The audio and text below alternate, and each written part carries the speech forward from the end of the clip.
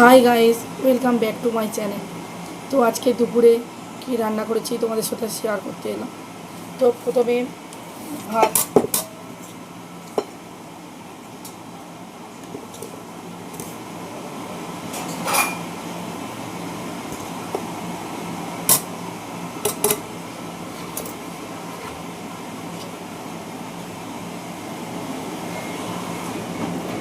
প্রথম হচ্ছে ভাত, তারপর করেছি শুক্তো,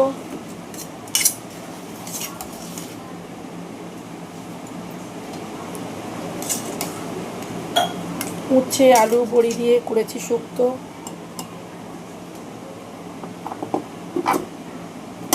আর করেছি মাছের ঝোল, ঝিঙে আলু দিয়ে ডাঁটা দিয়ে করেছি মাছের ঝোল।